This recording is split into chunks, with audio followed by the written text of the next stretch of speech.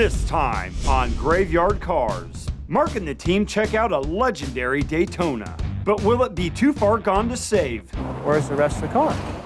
The Cook's 1970 Barracuda is racing for the finish line. That ain't right. And Mark's original equipment loyalty is tested when the dailies want to install an aftermarket suspension from Magnum Force. These aren't factory? You can't drive, so you had to change all the suspensions so you could drive this car. Is that it? No. On this episode of Graveyard Carz. Got that car coming to get you, Barbara. The unburied dead are coming back to life. I'm Mark Warman, and together with the most critical man in the world, Darren Kirkpatrick. Give me a gun! My son-in-law, Josh. Oh, yeah! And my best friend, Roy. Well, all right! We bring dead muscle cars back to life, to exactly the way they were on the day they were born. If we don't kill each other. It's gonna be a bloodbath.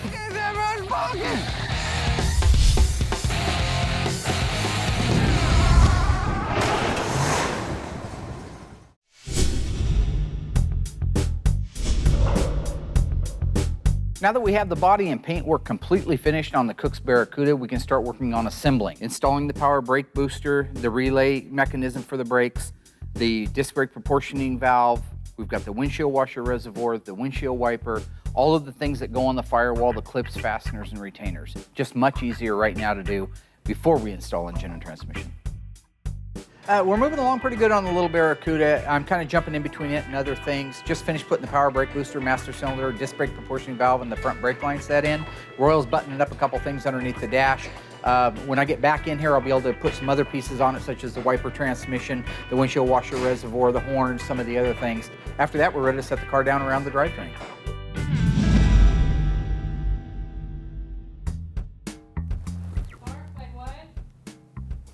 Hi, this is Mark. Yeah. Hey, how you doing? I remember. Oh, that'll work. Got a call the other day from a guy up out of Portland. I knew he had bought this car. There's a urban legend that went around for years about the Daytona that met its fate getting pushed off of a cliff into a ravine and left down in a rock quarry. Well, this is the car. It was in Newfoundland, Canada, I believe. This gentleman that contacted me actually bought the car, or what's left of it. I have not seen any pictures. I just know that it was in dire straits and there wasn't much left of it. At least with our 71 Phantom Cuda, there was a basic car and a shell, and you had your fender tag and your dash VIN, so you could finish building the car out. This one, I'm told, is pretty rough. The truth is, it was an original 69 Daytona car. It was an XX29 car. It was a 440 automatic. It was T7 copper, which is unusual, with a black bumblebee and black gut. So it's a neat color combination. It's a Daytona, I mean, what can you say? But there has to be enough there to start with. And I'm excited to see what's coming down. I'm very excited, if we can save it, to put a deal together, because this probably would be the worst car we've ever done on Graveyard Carz.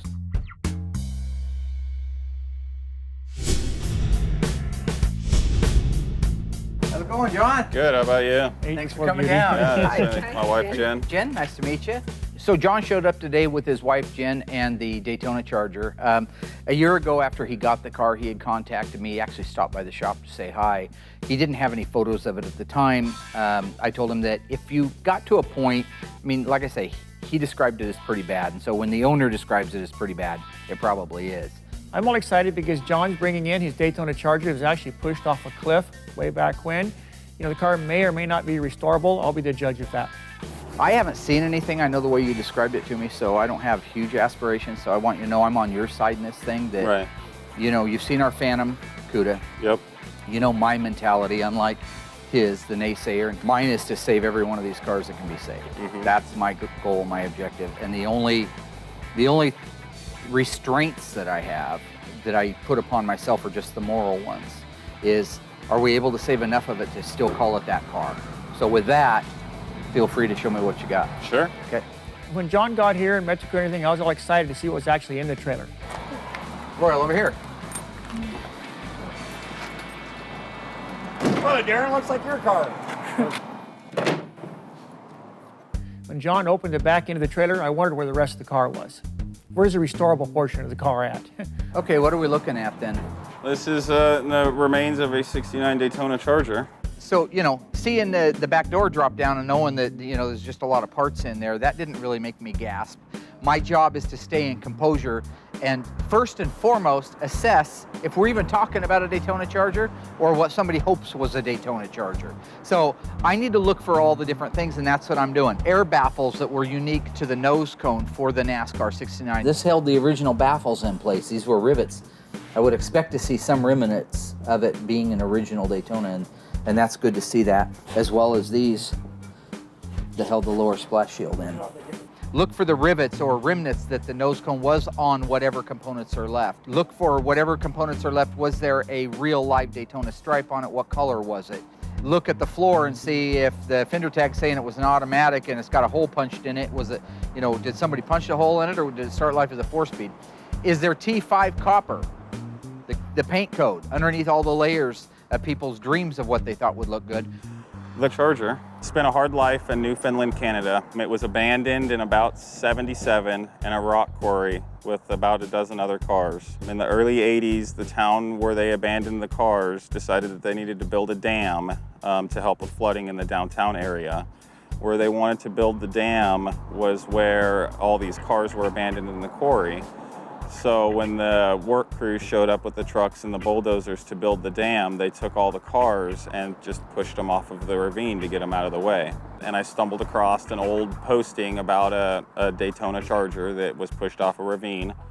And I thumbed through the post for, you know, an hour or so. And the guy's final post was he was wanting to sell the car, but not sure what to do with it or what to ask for it. So I just sent him a random email, you know, on a 2-year-old post, and he responded. And I've always been a Charger fan, always been a Charger fan. My dad got 2 Chargers when I was a kid, and I ended up getting one of the Chargers. And I always wanted to make that one a Daytona. You know, I like the stripe, I like the wing, I like the nose. That's the original door? Yes, original passenger door. And I assume that's the original right-hand rocker and B-pillar setup? Yes. You know, it's cool that John has what he does for the car. I mean, he has the dash vent, even though it's kind of problematic when somebody cuts the dash vent out of a dash skeleton. But the good news is he brought the dash skeleton down that he cut it out of, and it fit in there perfectly. So I do know it started on that, and the rust and the decay of the dash itself matched the rest of the car. So I believe very much that it started that way. We are ready to put everything in. Mark needs weight washing. I can do anything. If it's gonna make it drive better. Well, you Royal and I installed components underneath the hood of the 70 Barracuda convertible. We also got to check out 1969 Charger Daytona. That may be the most wreck hard GYC has ever considered taking on. Also, from Magnum Force, Ron is coming out to help us install the brand new front suspension in the 1970 Plymouth Cuda. If the VIN don't fit, you must have quit. Little Johnny Cochran there. The tag is amazing. It was in such good shape, but it makes sense when I hear the story that it was actually taken off years ago. But it was in such nice shape, it almost looked like a replica. It wasn't until I turned it over and could see the original patina and the surface rust, and the fact that those cars, when they painted underneath them, they used to take one screw out and they would fold the tag up and they would fold it back down again. That crease across the corner was there. So it's definitely an original fender tag and in amazing shape. I've got cars that the cars are in a lot better shape and the fender tags are barely readable. So this is the opposite. Yes, and then Oh, look at that. remaining quarter stripe. panel. Wow. The real cool part of this backstory is very much the mystery feel behind it. Here's a car that was forgotten about. The previous owner to John actually backtracked it to the guy who had the car when it got parked, the guy who abandoned it. He had pulled the engine out. He had had the fortitude, the knowledge, or something to pull the engine out and set it in his garage. And 30 years later, they now have the numbers matching original engine to a car that there's not much of a car left. Same guy did some backtracking, did some what I call Mark Worman sleuthing, okay? He went back and found the guy who had the original sales invoice, the original paperwork that showed how much the guy paid for it if he took in a trade, what the car was optioned with, what options it had over a standard Daytona. That's really big stuff. We have cars that are original Survivor cars that don't have that. All I see is a bunch of pieces. You can see the trailer, just a bunch of charger pieces. The thing's been painted 7 or 8 times. Look like there's pieces of 4 or 5 different cars in there. I just think he took the wrong exit. Was supposed to go to the scrapyard. The decision needs to be made on this. Do we build it, or does he start hanging parts on his wall and saying, here's what's left of a Daytona? Well, and again, most things can be restored. This car could be restored. Whether it's feasible or not to restore this car, that's another question. Is there anything really to start with? That's, I think, the bottom line here. What do you start with on this car? There's really no rails, no infrastructure, no core support, no cowl, no nothing. Sure, the car would be beautiful done. Well, in my mind, yes, I believe it's restorable. You know, there's naysayers that say that it's not, and I'm okay with that, you know, but the way I see it, it is a Daytona. You know, it should be brought back if it can. The good news is, I agree 100% across the board that this car started life as a real one of the 503 Daytona Chargers. So congratulations on having a really cool car. I love this original tag. No arguing with that. Just, it is what it is. So if, I know you've been on it, sitting on it for a while and like to have some kind of a idea where to go from here. So if you wouldn't mind maybe giving me a week or so to kind of think things out. We're real busy right now, but if I can yeah. think it out, figure out, I know what list of parts that you have to go with it, so that's going to be a real helping factor. I'm going to thank you very much for coming down. Yeah, definitely. It's great to meet you, Jen. I'm going to have the 3 Musketeers start loading stuff up for you, and you can hit the road. Cool. All right. Thanks, man. Thanks, guys. Yep.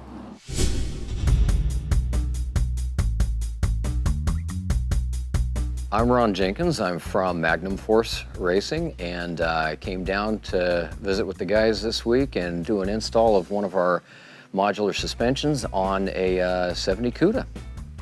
You know, I've talked to Ron Jenkins. It's cool to have him come up and actually working on one of the cars. We've kept threatening back and forth to do it one day, and with Mark and Elena wanting that type of a suspension in the CUDA, it was a perfect fit.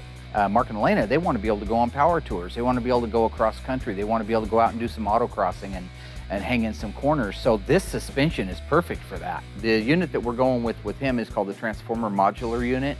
And it's called a modular unit because you can do as little or as much. Like the Kmember that we're putting in today, his new Kmember has a rack and pinion, power rack and pinion.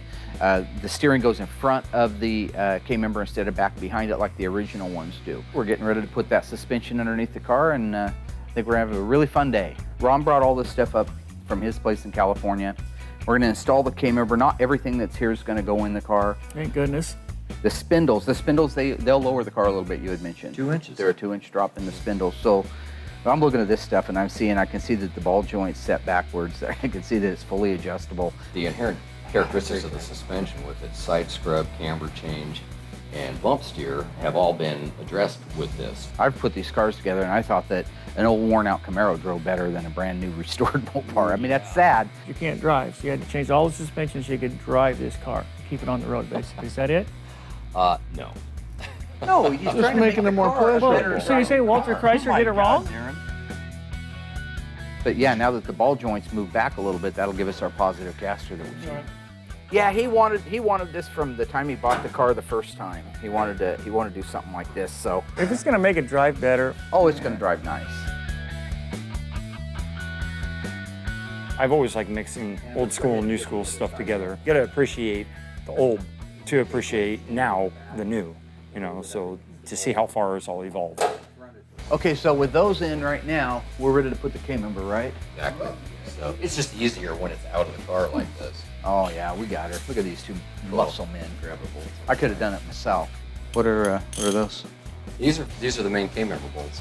Oh, yeah. Oh, there's a little difference. These are brand new for Mr. Mopars, my OEM ones. These are, look at the little in on there for National. Isn't that awesome? Well, that is nice. Isn't that pretty? That is nice. These aren't factory? So these got the shoulders, is that what you mean? They do have a shoulder. Yeah. All right. So do we use these? Happy now? I'm pretty happy. Okay. I'm happier. The 1969 Dodge Charger Daytona had some unique features: an aerodynamic nose cone, simulated fender scoops, and a very tall, vertical rear spoiler. True or false? That rear spoiler was just for looks. The answer coming up after the break. So, was the rear spoiler on the 1969 Dodge Charger Daytona just for looks? The answer is false. It was fully functional.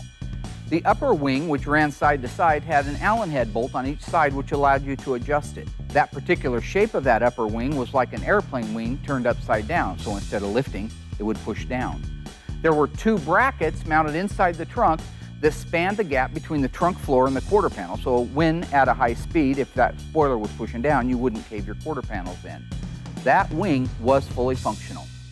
Visit graveyardcars.com to learn more.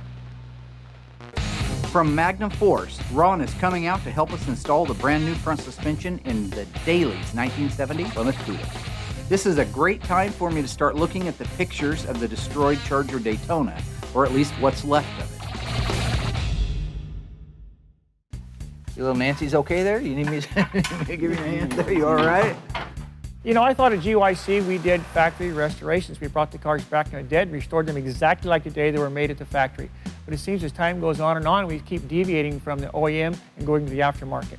Just like with the Magnum Force front end, now they want to put a Magnum Force front end under marketing lane of 7383 CUDA. You're changing everything again. I'm not changing anything. This is the customer's request. We're putting in the engine from above. You used to put it in from below. I know how we used to put it in. I was putting it in while you were... All you're trying to do is wind me up. No, I thought you were an OEM guy. I am an OEM guy, okay? I'm going to put the engine down through the top. It doesn't matter. You know what? I don't take anything Darren has to say seriously, because Darren's like the wind. He blows a different direction every day. He just did this about a year ago. He goes, why don't you make one of those power touring cars? I said, because I'm OEM. I don't want to do a power tour car. And he said, oh yeah, you're just afraid to branch out. You're afraid of anything new, blah, blah, blah. Now we're actually putting one of these type of suspensions in a car, and he says, why are you butchering it? Have you sold out? Like, I've sold out. Who do I sell out to? I own it all. So what's interesting about the coilovers is that you now have a captive shock absorber and spring assembly to support the weight of the car rather than the torsion bar.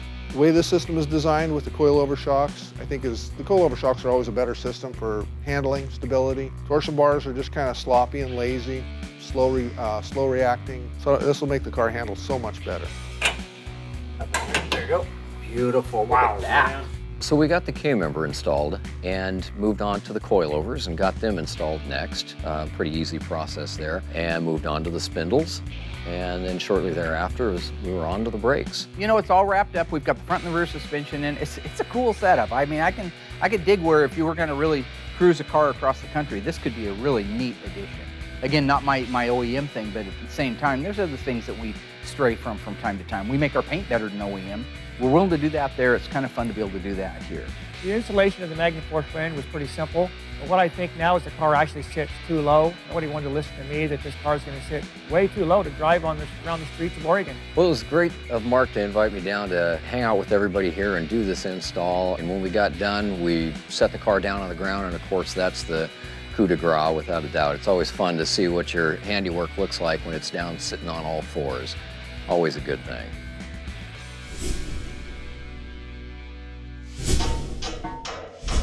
John and Jen left a little while ago, headed up to Portland. This is my opportunity to go through the pictures that I have, maybe even a little bit of Googling because the car has been talked about, and try to make, you know, a good conscious decision as to whether or not we should take the project on. I mean, I legitimately am considering it, okay, but I am worried. If at the end of the day, the Mopar community looks at it and says, well, that's not the original Daytona, that's a rebody. Well, I've never done that in my entire life, and I don't plan on starting now. Everyone has a different idea what actually a rebody is. What I believe a rebody is taking numbers out of a desirable car that's in very poor condition, taking those numbers and putting them into a car or another shell that is in very good condition. Therefore, getting a new car for some piece of rubbish that should have never been fixed. That's what people do. I've seen it done. They've actually taken numbers out of a car, put it in another car, and then passed that car off as an original or a restored car. And that's totally wrong. Graveyard cars, we don't rebody cars. I can take this opportunity to search through the photos, refresh my mind as to what all I have, what I can potentially save. That's the ultimate question is, have you now saved enough to call it the original car? Looking at what's out in the sunlight here, I can see that the lower cross member for the radiator support, while it is kind of twisted up, it may be something that we could dissect away from the frame rail, straighten it out, dip it, have it clean, put the epoxy on it, and maybe possibly be able to save that part. Here's the right-hand door that came off of the car. That poor old thing is in bad shape. Now, this being the original door, I can tell it's got the T5 copper all over it here, even though the car has multiple areas that you can see that it's a repaint. This black right here is the black, this area through here that you see that the factory did, and that was the trim color. This car is coated for a black interior, so this stuff would be normally painted like that, so I feel very comfortable in knowing that that is the original door. Or there's the other side of the door. When I looked at this door, I felt like the door lock cylinder probably could be saved, which is this piece right here.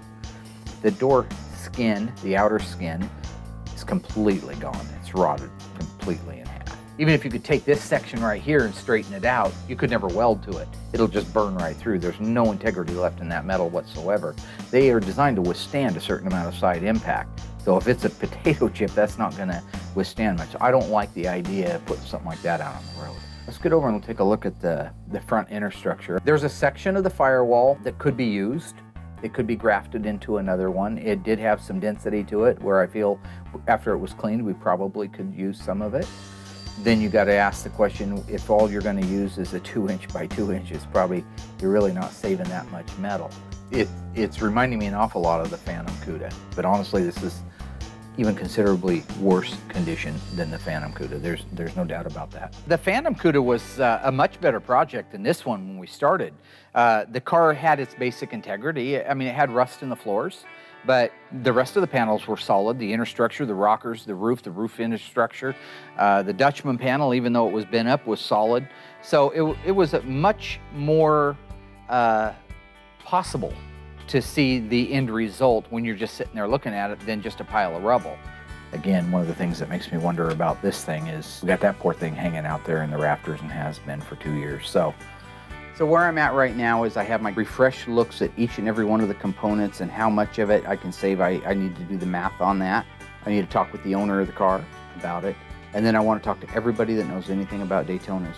So that's it. I'll be the first to know and you'll be the second. What I do. Now's the time for the Cuda. I think it's the Cuda's turn at bat. You just want to save any more Mopars, I guess. I'm gonna kick your face inside your head. That's the tragedy.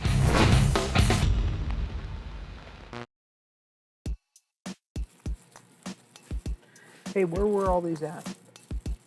All of Kimberly's stuff at. Everything should be there. I know this is probably a bad time for you, but I need to get that card so I can get that computer ordered. I need this card so that I can order a computer so that I can get linked up to Mr. Mopart's site and be in cahoots with them so I can start getting all my parts and everything organized. I might be fibbing just a little bit. Card?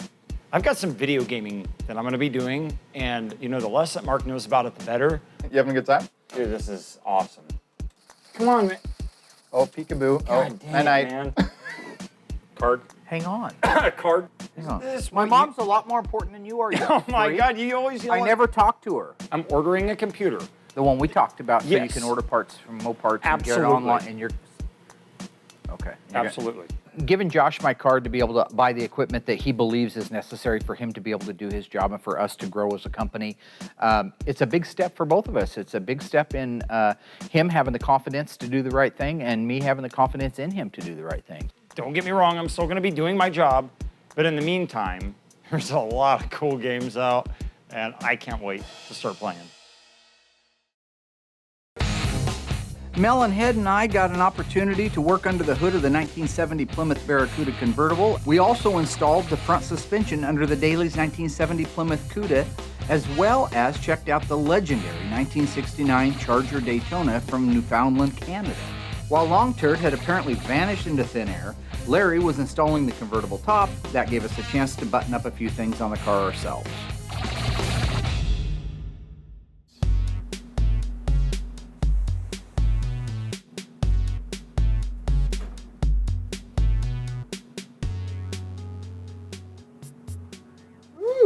What's up, buddy? Hey man, how you doing? I'm doing. Long day? Yeah. Cool.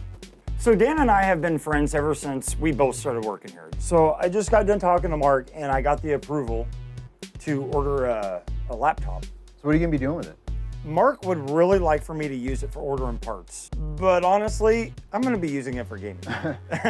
Like, that's the God honest truth. It's a little surprising that Mark gave Josh permission to get this really high-end gaming laptop. It's probably a little overkill for what Mark's needing for work to do out in the shop. Jump online there. You know, with Dan's knowledge and my gaming expertise, Dan pretty much paved the way for me to help order something that's gonna suit Mark's needs and then something that's gonna suit my gaming needs. So it's a win-win.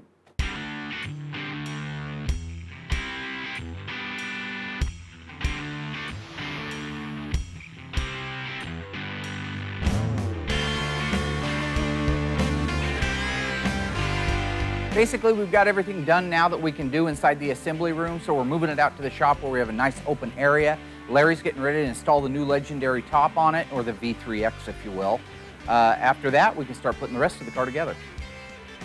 Hi, I'm Larry Fortner, and I have Larry's Interior, and I do like doing the original work for the graveyard cars, and I really dig doing that because I love original work in these cars.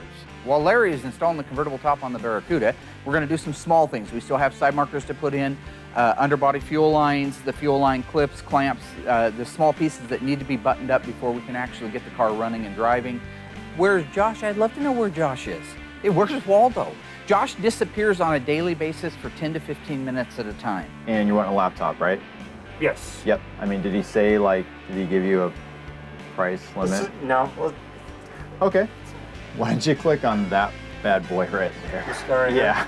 This is like the comparison of a 426 4-speed Hemi, if it were a computer, right? Sure. We speak two Well, different languages. Yes, we do. That's all right. You know, I was kind of using my lingo whenever it comes to Mopar, and then, you know, trying to mix that in with Dan's lingo whenever it comes into, you know, the processor speed or the gigabytes of storage, the RAM, all that kind of stuff. The dual graphics card is nice because it won't tap out just one card. Whatever the application is, it'll use whatever video card is necessary for that application. So it's like going to a drag race and you've got a 426 Hemi, you know, and you're ready to race. But then, you know, after the race and you've kicked everybody's ass and everything, it just goes back to a basic 318 gas saver and... Sure, yeah. Could say that. Got any questions? Let me know. Up top for gaming.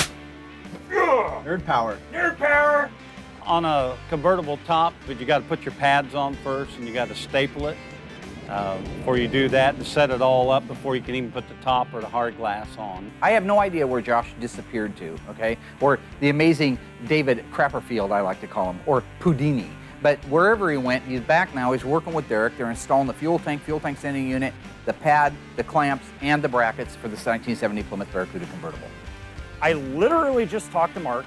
He put the card in my hand. He asked me what I was doing with the card. I informed him that I was going to be purchasing a laptop, not only to benefit the shop, but for my personal use as well.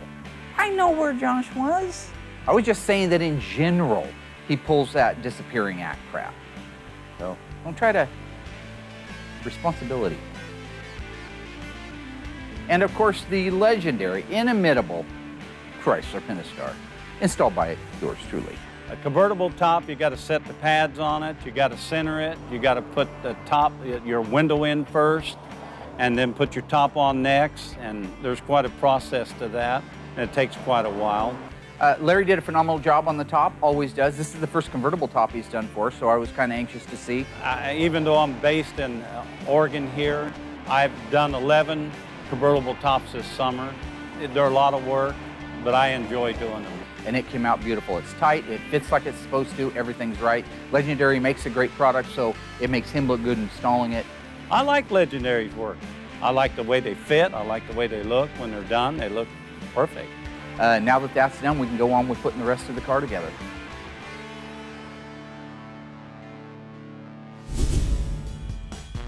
If you had ordered a Chrysler muscle car from 1969 to 1971 and it was optioned with a 446 pack or a 446 barrel if it was a Plymouth, you would have been guaranteed one of these options: a Dana 60 rear axle, power disc brakes, power steering. The answer coming up after the break.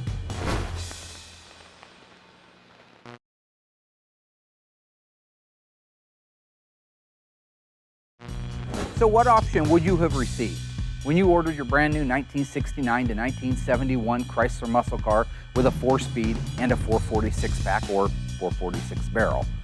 The answer is the Dana 60. The Dana 60 rear axle package was mandatory on all 440 4-barrel, 446 pack, and 426 Hemi engine options. It came with 2 axle groups, an A33, which gave you 354 gears, or A34, which would have given you a 410 axle. Ironically, for a car that's as heavy as these were, power steering and power disc brakes were still an option. Visit graveyardcars.com to learn more. Things are going great at Graveyard Cars. We've got the convertible top on the Barracuda convertible, and after reviewing the pictures from John's wrecked Daytona Charger, I still can't make up my mind whether we should take the project on or not. I happen to have Tony D'Agostino on speed dial, and it's time to phone my old buddy.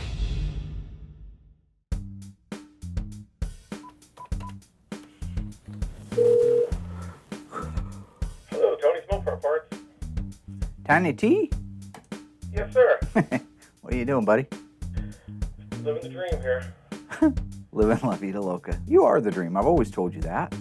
You know, anybody that knows me knows I have a lot of respect for Tony D'Agostino. He's a smart guy. He's been doing this as long as I've been doing it. He's been doing parts. I've been doing the cars. I mean, I've been making dreams come true, and he's been selling parts. So I don't think I should get extra points for that. He's a knowledgeable guy. He's probably as knowledgeable as I am in some ways. We talk in alphanumeric codes that make no sense to the average human. These were used on a 1-year only. It was a 340. No, it didn't necessarily have to be a 340. It was a sport, wasn't it? It was a Twister. Oh. It was like a 74 Duster Twister. But he has a real life OE gold class, best of the best in the world Daytona Charger. So he knows Daytonas, and he knows everybody that's in it. So looking for feedback, I'm going to call the T-Meister. So I got you those pictures fired off of that Daytona, and I told you I was give you a call and just kind of, I guess my first question is, did you get a chance to comb through all the photographs? Yes. Okay. You sound happy. Like a jigsaw puzzle. Yeah.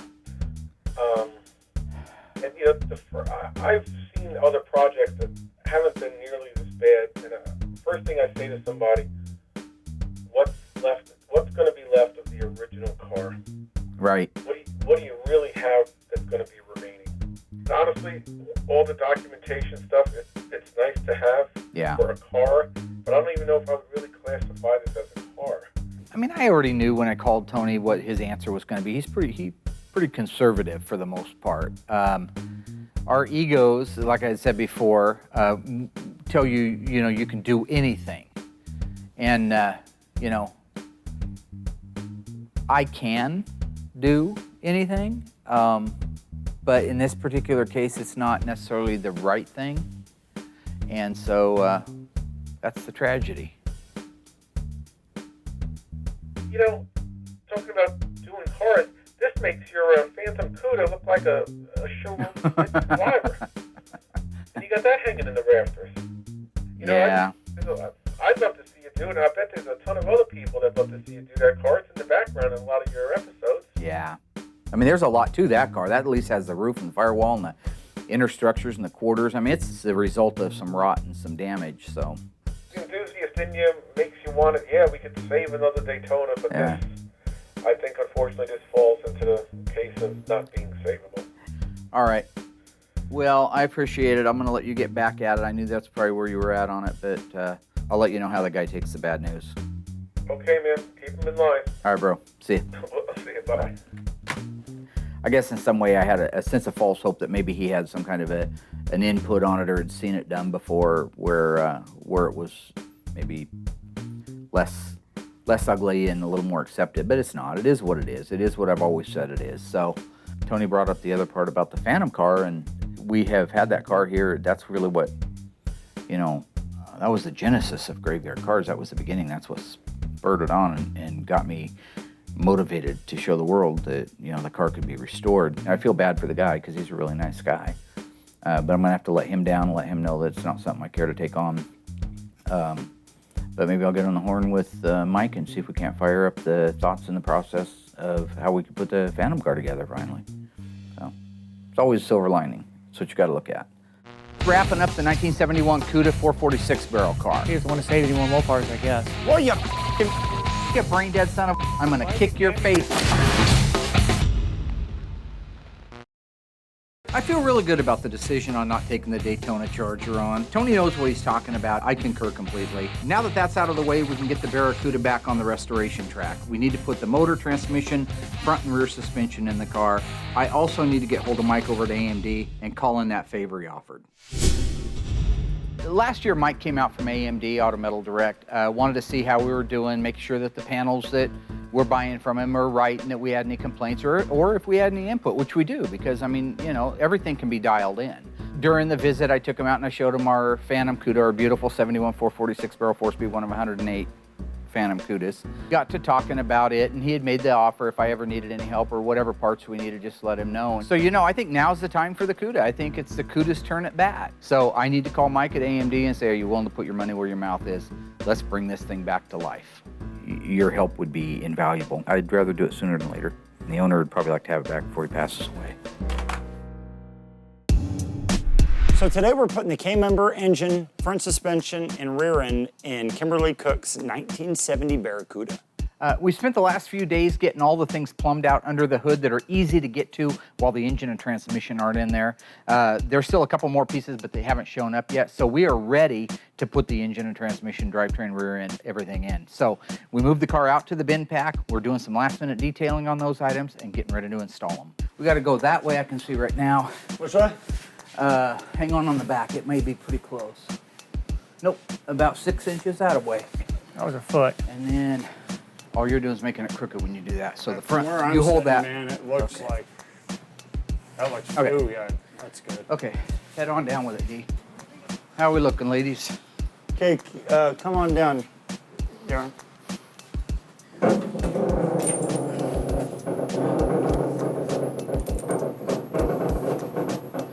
What are you thinking about rebodying that Daytona from Canada? I don't do rebodies, so you might want to just figure out if you just answered your own question. I just wondered, he's had a little bit of time to ponder about the Daytona Charger we looked at a couple weeks ago, the one from Canada that was destroyed, pushed off a cliff, etc. So I just want to know what he thought about that. And basically, he doesn't want to put it together. You know, he thinks he's the master, the guru. Let's save that one. I don't think I'm going to do it, buddy. I talked to Tony. He seems to agree that there's not enough of that car left to call it a Daytona, so all you'd be doing is a tribute car. Yeah, in the situation with the Daytona, it's simple. I've made the decision because it's my name on the sign. It's my name that's on the LLC. I'm the guy that's going to be held out there and crucified in the court of public opinion if I go ahead and take that car on and restore it. Even though my intentions are just to do a 69 Daytona tribute car, the world's going to say, oh yeah, that's what you say, but behind the scenes, you're going to put the VINs on it. I think his car should be saved. You know, that's what he brags about, is saving these cars. He doesn't want to save any more Mopars, I guess. If he wants, I'll build him a tribute car, but if he wants anything done with the VINs, he'll have to do that himself. So you had to ask Tony to find out that? I just wanted his opinion. I didn't have to ask him. Okay, Darren. If I didn't ask him, you'd have said, why didn't you ask Tony? You didn't Is ask that shop me. lining up over, okay, Derek? Yeah, it's in. Okay, I'm in too. Well, this is actually a very important part of getting the car assembled. You know, it kind of boosts our morale. Once we get the engine, the whole entire drivetrain put in, everything else, I don't want to say it's a lot easier, but, you know, we're going to start to notice every little ounce of progress that we make. You put the caliper mounts on, Josh? Sure did. Did you make sure the left's on the left and the right's on the right? Sure did. Nice. You can go ahead and go up. I think we can go ahead and put the rest of the stuff in this car. You know, I thought that marrying the engine and transmission and Kmember to the car actually went quite well. There's always going to be a little bit of trouble, just misalignments and stuff, just lining things back up to get it perfectly aligned for the Ford Kmember bolts, transmission crossmember. No, not rocket science. Oh, everybody's attitude was good. It was kind of a real kickback and mellow day. Mark and Darren stayed pretty calm for the most part. Oh, you're getting Ordu skin. We talked about that before. No, but that's messed up. That's like an alligator or something. How many chickens got in a fight underneath your eyes? You know what? This is from age. This is from sweat and blood, something you wouldn't know anything about. Does it have your nose too? Yeah, because I didn't have things given to me face. like you did. Punch you in the face. Did he tell you about his youth? It's not true. It was like Go the Taj ahead. Mahal out there. That's okay. You can say Anything what you went. want. Put your Let visa it down. away, Dad. Let it down. You don't stop that f***ing repeating yourself, I'm gonna kick your face inside your f***ing head. Repeating bastard, like a f***ing machine gun over here.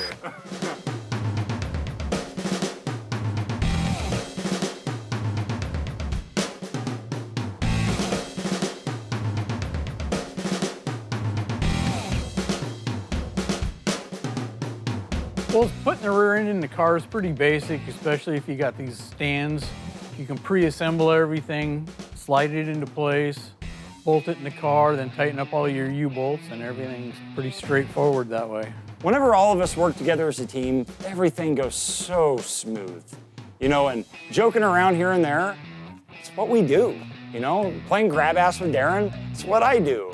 Punching Mark, that's what I want to do. Good Lord, Mary. Well, you You're putting a nut on you, brain dead son of You do it.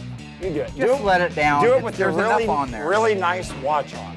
God forbid you scratch that thing. I thought the rear end actually went quite well too. We had a few problems finding the necessary hardware, but I think it actually went very well today. I don't know what Josh is complaining about. See, you got pictures of his pants? God forbid you scratch that. What kind of a man wears his pants like that? We did get our job done. We got the engine, transmission, front suspension, rear suspension in it, so it can get lowered down. Once we get the wheels and the tires done next week, we can put those on, roll the car back around to the assembly room, and just finish up the interior, and we'll be ready for Tommy and Kimberly Cook's visit. We just finished wrapping up the 1971 Cuda 446 barrel car. This is the car that started it all at Graveyard Cars. This is the Phantom Cuda. It's a 446 barrel, 4-speed, one of 108 ever made. It's got a shaker hood, EV2 Tour Red with black guts. Really neat car. I am fully taking Mike up on his offer over at Auto Metal Direct to help us out because we are in such dire straits to get cars done. This is a real blessing that he stepped up and is helping us. Really, that's where we're at now, is we got to get it loaded up on the freight truck, and it's on its way to Georgia. You know, GYC, we pretty much have a full plate of cars waiting to be restored. You know, mine's at the first of the list. And AMD wants to put all the sheet metal on the Phantom Cuda. I think it's a great idea. It'll be good for them and good for us both. The Cuda really is the genesis of Graveyard Cars. The entire concept for the show came to me as a result of this car. I really ran out of time on it, that's the fact. So with Mike's offer, they'll be able to unite this car with brand new Auto Metal Direct sheet metal. They're gonna save as much as humanly possible. That was my caveat. I'll let you do it, but what we were gonna do is save the roof infrastructure, save the firewall, save the quarter infrastructure, save sections of the floor where possible. Same thing for the upper cowl panel. I do not want it replaced, I want it repaired. I do not want even the smell of rebody going on in this car. I want people to know that Graveyard Cars, and in this particular case, in conjunction with Auto Metal Direct, brought a car back that everybody else in the world scoffed at. Everybody else in the world thought it was garbage and it was going to get total and just wash off, or maybe rebodied. That we're bringing it back to life, that we're going to reignite the passion that happened in the late 60s and early 70s Chrysler muscle car. And this is one of the vessels we're going to use to do it with.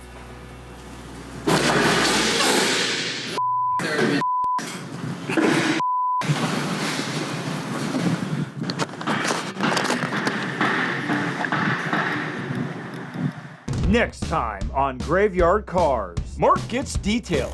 He checks the bodyman's work on the welding of the 67 Hemi GTX convertible for Brett Torino. Whoever wore my hat last is a mutant. As well as starting the first tint on matching the burnt orange paint on the 70 Hemi Charger. And in the midst of the other car work happening on the Barracuda, Mark gets a request from a longtime customer to get a non-Mopar car done in time for a wedding. Can Derek and the crew get the Chevy Coupe done in time for the big reveal? Find out on the next episode of Graveyard Cars.